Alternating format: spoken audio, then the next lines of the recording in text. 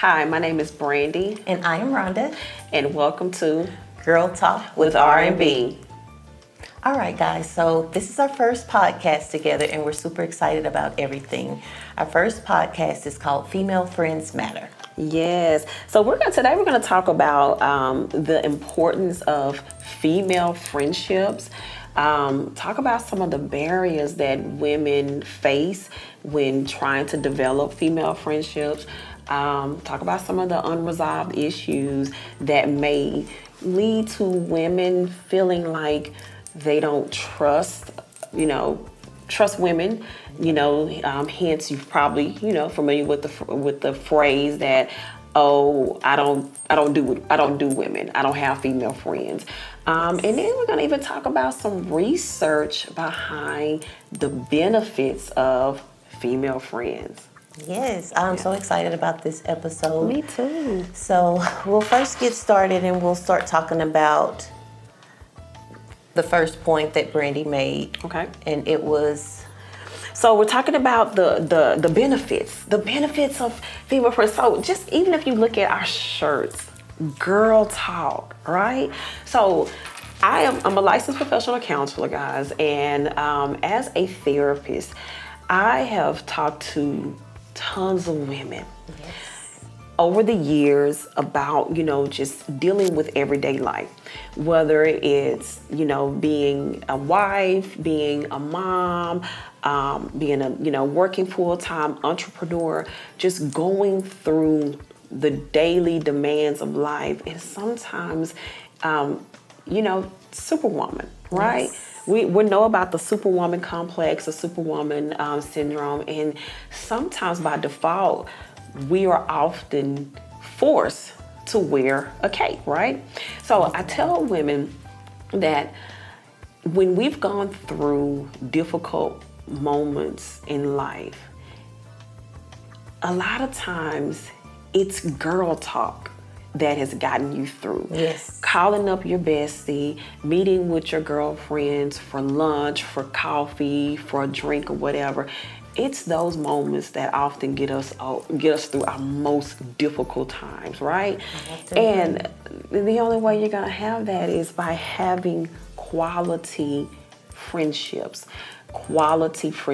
with other women, okay? Yes. Now, disclaimer, this is not to say that, friendships with men don't have their benefits, but the reality is when you think about how God created us, right? He didn't create us to be in isolation. Yep. So when we say, I don't fool with women, in essence, it's kind of putting yourself in isolation, right? So it's so important to have that inner circle and then a network. Now, it's up to you to determine, what's a good amount of number for your friends. Some people, they may have, I have two trusted, my girlfriends, if I can talk to them about anything. Mm-hmm. Some may, have the capacity to have maybe 5 or 6 really close girlfriends. But the beautiful thing about it is female friendships, it has an impact on the quality of life. The lack of female friendships, if we're honest, a lot of times we find ourselves being lonely, okay? One of the barriers that I've heard, a common one, is how do I meet new friends, right? So if we're honest, as a woman, sometimes if you're single, it may be easy to say, I want love, I'm ready to be married, I want this. But we're not as comfortable sometimes admitting, I'm lonely, I want some friends, I want a BFF, right? Mm-hmm. And again, there's research that says that, and it's y'all, we're having someone looking at us while we're doing this. He's getting us some girl talk. It's beautiful. He's just standing right there looking at us. He's just smiling, but he's getting him some girl talk. But there's research that suggests that for women that are going through cancer treatments, the outcome of that treatment is more successful when they have a close-knit relationship with other women versus them being married. So in essence, it's even healthier. It's having female friends. It's a health benefit. And I have to say something about that too, because when I was going through I had thyroid cancer, and when I was going through that, I noticed at times that I was kind of pushing people away. When now I can see that I do have girlfriends who I can rely on, that I probably, even though I did make it through the cancer, I probably would have benefited better by not pushing those people away. I just kind of closed myself off, and I shouldn't have done that. So if something ever else happens like that, I know that I can count on my girlfriends and that I don't need to push them away, because it will help having somebody to talk to, even if they haven't been through cancer, but just having those girls to be able to talk to will help will help anyone, I would say, with their healing. Exactly. So I want to say this, according to research, engaging with female friends, it reduces the cortisol levels, which is the stress hormone, okay? It's the stress hormone, and increases serotonin. We know that's the happy, that's the happy stuff. Happy hormone, right? It's the happy hormone. And so, in essence, it helps fight depression, lower stress, and creates a feeling of well-being. So again, there's benefits to having close female friends. It is. And so one of the things that I've noticed, I've always had friends, but I've always been working. I've always been trying to do my business. I've always just been family, and putting that before. But this year I made it a promise to myself that I would spend more times with my girlfriends.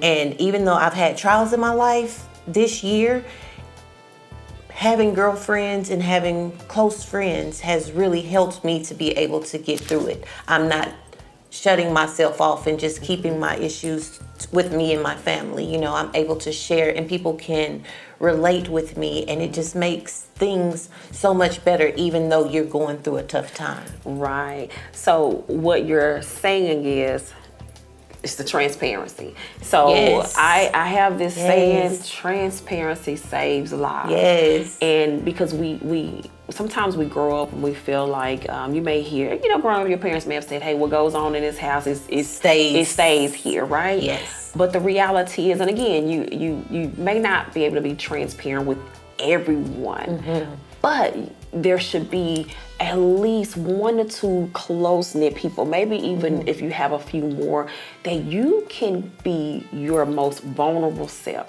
okay? Yes. Transparency saves lives, because guess what?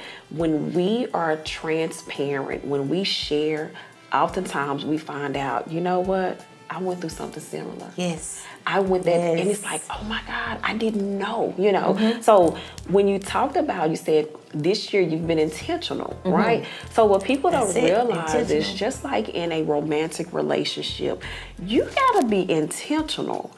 And with any relationship, the only way it's going to thrive is with intimacy, right? So of course, sometimes when we think about intimacy, we automatically go to a romantic relationship. But intimacy is just that, being able to be vulnerable. And so this is the other key point with female friendships that I want to share. Female friendships thrive on intimacy and emotional connection, right? Women want to feel emotionally connected and supported. The intimate, face-to-face relationships between women have a lot to do, once again, oxytocin. Again, that's that bonding hormone. So when we think about men, because it's like, men just make friends. Men tend to connect through activities, right? With women, sometimes we're looking for someone that we can make an instant connection with, right? We don't always have that. Want that vibe. Just like in a romantic relationship, you may say, he was cool, we went on a date, But then it was probably by that third or fourth date, you're like, you know what? Oh, I'm feeling that person, right? So sometimes you may have something in common with someone. Maybe you didn't have that instant connection, that instant vibe. But it's like, hey, well, you know what? We're gonna go out and we're gonna go meet for lunch. Even if you need to bring someone else as a buffer or whatever. But you have to be intentional because again, don't give up on a potential friendship just because you didn't have that that automatic spark. That automatic spark, you know. So I think I don't know. I just feel so blessed, you know, and I can talk about how me and Brandy came about. I want to talk a little bit about that. And so I really didn't. We knew each other, we didn't even know each other in high. We knew of each other in high school, and we went to the same high school, Lincoln High School. Woo woo. Yes, Lincoln. And one night I was sitting and finishing up my journal, and I just happened to take a break and get on Facebook, and I saw her little light. You know how like on Messenger. What is that? Yeah, Messenger. Thank you. On Messenger, the little green light was on. And God told me, that is your person. And I'm like, what? He was like, yes, write her right now and ask her if she wants to do inspirational and women retreats seminars, and he didn't say all that, but that's what came to. Once we got together, that's what we want to do. And so I was scared, y'all. I was so scared to write her, but I was like, okay, hopefully she don't think I'm crazy, first off. Right. And so I wrote her. It was probably like 3 a.m. So what's so funny about that, and this is the thing I tell people, I believe in divine appointments and connections. So going back, yes, someone recently asked, like, so how you and Rhonda connect? And I was like, we went to high school together. I came out a year ahead of her. I'm like, we were not friends, but we were not enemies. You know what I'm saying? Yes. So we were just not in the same friend circle. Because you think about it, going back to high school, we all kind of have our cliques, even though we might say, I'm not cliquish, but we tend to gravitate. We have our circle. So again, we were not friends, but we were not enemies. I knew Rhonda was a cheerleader, you know, so we always know the cheerleaders, right? So anyway, the beautiful thing about Rhonda when she reached out, and we'll talk about this later on in other podcasts, but just being the obedience. So I had been praying and asking God to send me some women that I could connect with to do what I know my calling is, my purpose, which is public speaking, motivational speaking, sharing my story to inspire other women. And I'm like, God, I want to do this, but I don't want to do it on my own. Once again, I'm all about friends. And so I love connections. I thrive in sisterhood. And so I prayed about that. And that was a couple years ago. And so it's funny because when Rhonda reached out to me, I'm like, absolutely. She did. I'm over here trying to find the message just to even talk about it because, and it was like, it's funny because she was hesitant and I'm like, what? Now granted, let me say this. Now we have been connected via Facebook for years now. For years. You know, liking, hearting, you know, commenting. I remember when I got my locks, you know, Rhonda reached out and everything, I did. you know. I sure did. There was not one of those things where it's like, well, I never communicate with her, but it's amazing that even with that, she was just like, ooh, I don't want this to be awkward. Right. And I want to really focus on that because sometimes we will create a barrier. We'll see somebody that we kind of come in contact with, and it's like, I want to see if maybe we can get out if she would be interested in, you know, having lunch one day. But it's like, well, I feel awkward. I don't know if it's gonna seem weird, you know. That's how I feel. Do it anyway. Do it anyway. Yes, do it anyway. So I'm gonna when I find this message, I gotta find this message. Yeah, okay. Go ahead. So January 13th. Oh wow. Right, January 13th. Oh, Lord. At 8:48 p.m. Rhonda says, hi, Brandy. Have you ever thought about putting a women's summit together? I really want to host one, but wanted to do it with someone. Not sure if this is something you'd be interested in, but I wanted to ask. It doesn't have to be soon. It could be something we plan out and take our time with. Just let me know, what are your thoughts? My response, absolutely, exclamation point times 3. I said, I've always wanted to do something too. I got the exclamation because I'm excited. I said, let's get together and plan something. I'm excited, and I believe this is an answered prayer because I've been wanting to partner with someone in this endeavor. And so Rhonda's response was, wow, it's a God thing. I know it. Let's get together. I'm so excited. We are both headed in the same direction, and I believe from what I see you're posting, in essence, that we have a lot in common. So let me say this: shoot your shot. Shoot your shot, Shoot y'all. your shot, Do y'all. it. Do You not never- let fear get in the way. Right. Do not. Because I could have, that night, I could have just been like, is this questioning God? Is this really you talking to me, God? Right. Should I really write her and question? But Right. I did it. And look at us now. Right. Doing Because it's our like, first podcast what's together. the worst that could have happened? I would have said, no, I'm not really interested. That'd have been it. Yes. But had Rhonda not reached out, again, like I said, I'm praying. I've been praying for years. And I have a couple friends that now I'm like, I really want somebody to do, I want to do this with someone. I want to partner with someone. So I've been praying. Rhonda didn't know. I ain't never posted it on social media. Hey, y'all, I'm looking for somebody. But again, it was that perfect timing that God brought it together. And again, what was the worst that could have happened? So I said all that to say, you meet somebody, you're like, I like her vibe. Girl, I like your hair.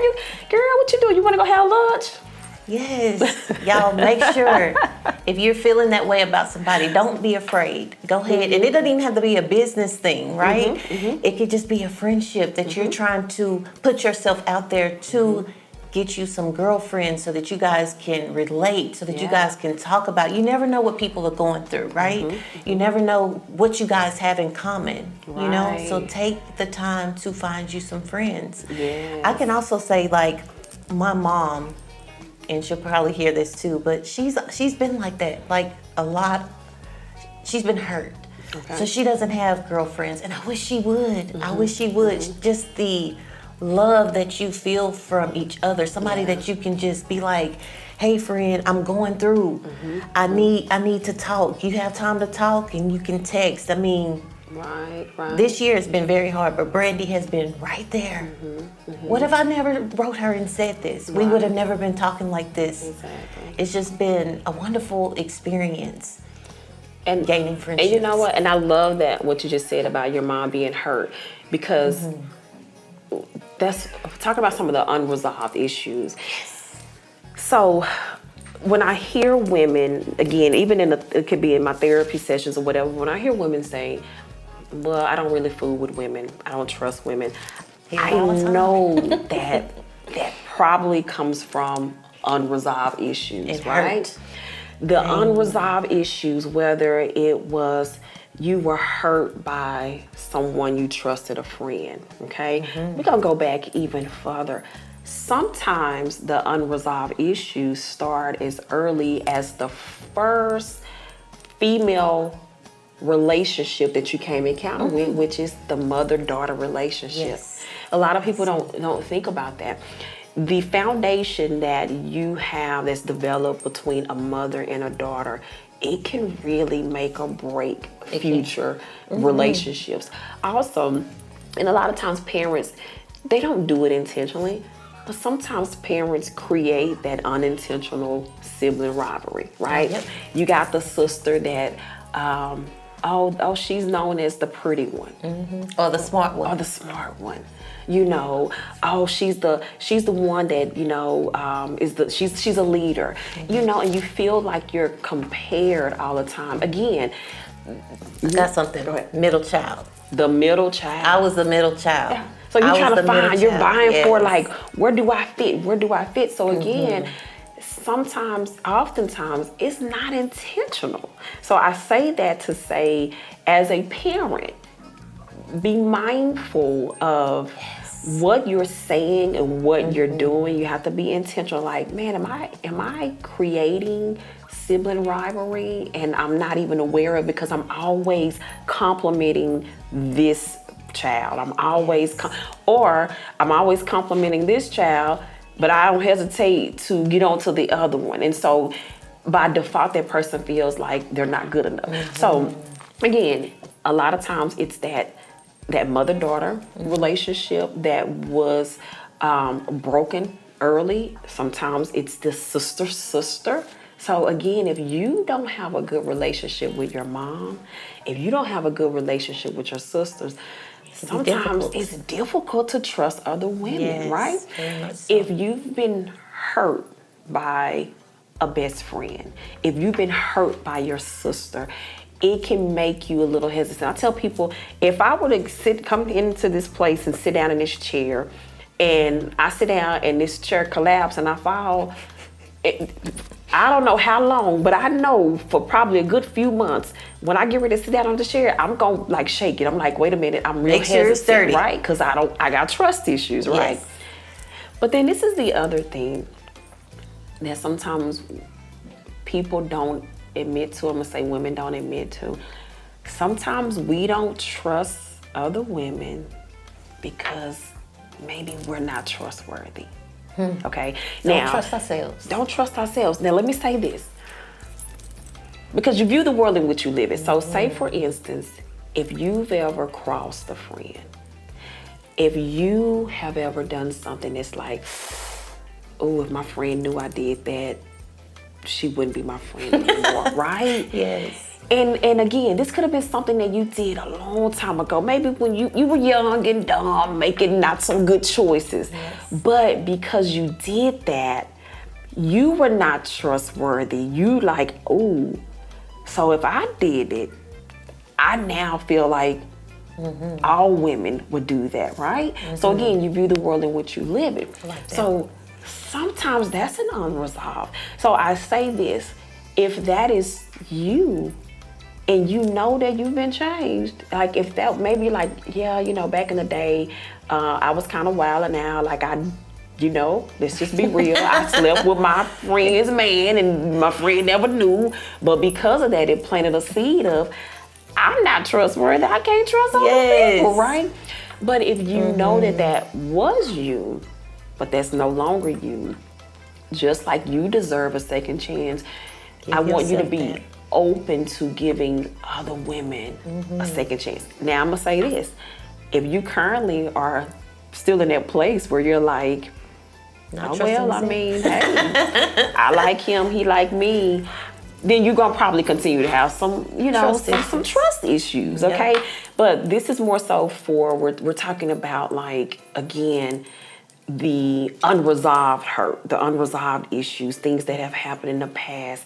And so when you say, I don't trust women, I don't do women, I don't fool with women, if that is you, I want you to kind of sit back and reflect. Why? Like, at what point did you decide you didn't want to fool women? So we're sitting here and I'm observing some children playing. And I see the little girls playing and they're just kind of, little cute little toddlers, okay? We don't grow up saying, It's just like, just like with a race. Just like with a race. Yes. We don't grow up saying, oh, as a black kid, I'm only gonna play with the black kids. We play with everybody. It's taught. It's taught. Or some kind of way it's experienced. Yes. So if you reflect, where did that begin? And what do you need to do to resolve that? So we can get to this happy hormone, this happy place where you're like, I got my people. Yes, and as you're reflecting, make sure to just do your own homework, research yourself. I learned early on that doing self-evaluations, finding out what is wrong with me, that's from relationships, that's from, you have to do the research on yourself so that you can figure out why you don't want any girlfriends, what causes you not to trust yourself, or what causes you not to trust other women, and do the things that you need to do to try to get over that, because you're selling yourself short if you don't want to have girlfriends in your life. It's just such a good thing, such a awesome feeling to know that you have somebody that you can rely on. I do understand being hurt, I understand being hurt, but you have to get over that hurt so that you can move forward. You have to forgive whoever it was or forgive yourself, whatever it is, so that you're able to move forward. And I want to piggyback on that. So, like you said, you did the work, the self-assessment. Yes. It's like, Still do. I tell people all the time, especially if you are a believer in, God, and you pray, ask God, show me. Because sometimes you're like, why I keep losing friends? Like, why am I struggling to meet friends, right? Yes. What is wrong? So I say, do the self-assessment. Be real, okay? Ask God, show me. Show me, is there, am I presenting something that I'm not aware of? I tell, we think about it we all have, Google the Johari window, in psychology, we talk about that. So we all have that window pane, the things that we are unknown, that we don't know about ourselves. People on the outside looking in, they done seen it. But we don't recognize it. And it's not until someone close to us can say, hey, XYZ. Sometimes we get a little, defensive. It's like, I'm not like that. So that's why I say, pray and ask God to show you. Yes. Show you so you can recognize, like, wow, I didn't realize I was giving off this vibe. That was never my intention. But I always say it's not about intention, it's impact. Yes. Okay, so ask God to show you and be willing to put in the work. Yes. It may even require for you to go back and say, you know what? Like Rhonda was saying about forgiving yourself, maybe you need to go and even reach out to some people that you're like, you know what, my bad. I didn't realize that I wasn't being a good friend to you, because you may recognize like, man, I've been a crappy friend and I didn't realize it. I didn't realize it. So take the time to go back, make amends. That's a part of that unresolved. And then that opens you up to new friendships, new relationships. Just in a new one. So you saying that reminds me, my dad is going through a recovery in his church. And he has done that. He has taken everybody that he has hurt and he made sure that he went to them personally, either on the phone or in person, and apologized for his wrongdoings. And when you do that, that helps you to be able to release those things and to start a new beginning. So I'm glad that you said that because I think that it is good. We all have hurt somebody, but if you have and you haven't apologized, no matter if it's years ago, like he even did to my mom, they've been divorced forever, but he made sure that he went to everybody that he hurt and he apologized to them and told them, I'm sorry and please forgive me for whatever it is that he did.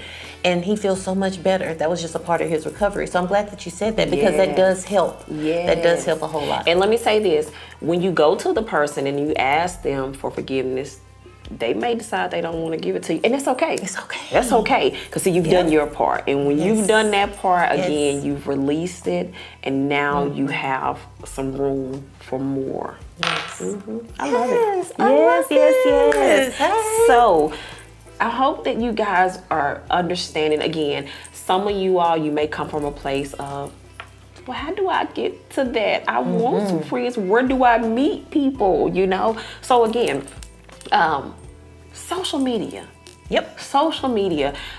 Think about the people that you kind of communicate with. You may not have seen these people for years. Maybe have never even been in proximity with them, face to face.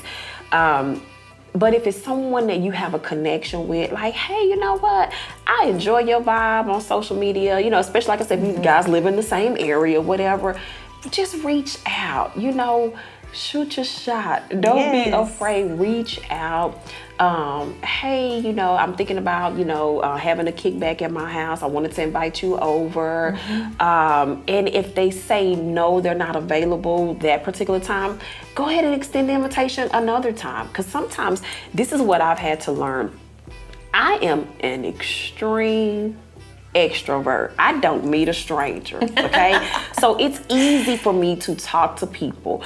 But what I recognize, I have several close friends that are introverts. And they will tell me, like, I'm really glad that you really put up an initiative to like invite me, to include me, Yes. because their natural inclination is sometimes to like recluse, like.